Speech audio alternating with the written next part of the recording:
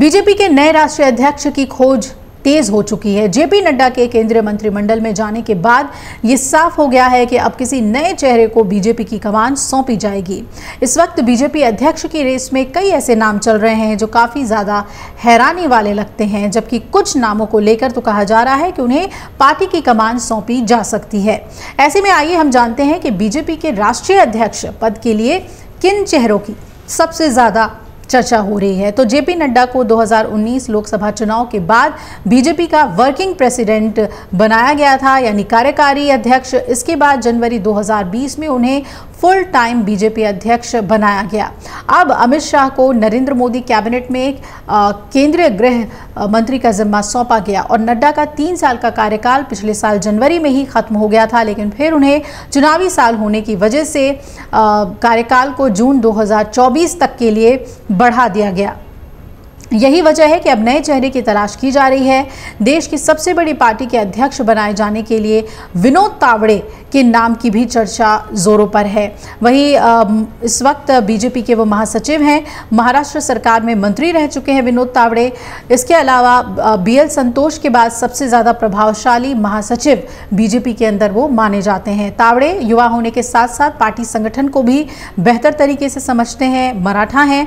BJP OBC मोर्चा chief के लक्ष्मण का नाम भी बीजेपी के अगले प्रमुख के तौर पर राजनीतिक गलियारों में लिया जा रहा है। लक्ष्मण तेलंगाना से आते हैं। ये वही राज्य है जहां बीजेपी आंध्र प्रदेश के बाद दक्षिण में सबसे ज्यादा ध्यान दे रही है।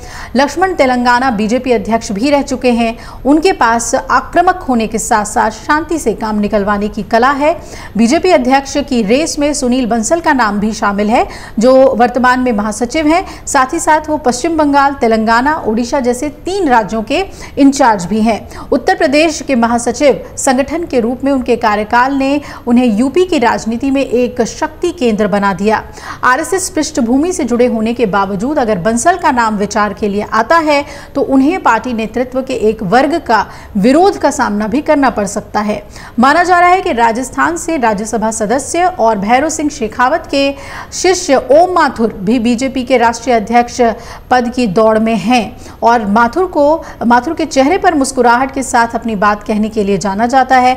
वो आरएसएस के प्रचारक रहे हैं, पीएम मोदी के गृह राज्य गुजरात के भी प्रभारी रह चुके हैं और बीजेपी राष्ट्रीय अध्यक्ष का पद किसी महिला को भी सौंपने पर विचार कर सकती है। ये खबरें भी सुर्खियों में हैं। पार्टी के पिछले कुछ सालों में लिए गए फैसले इस बात की तस्दीक दे रहे हैं।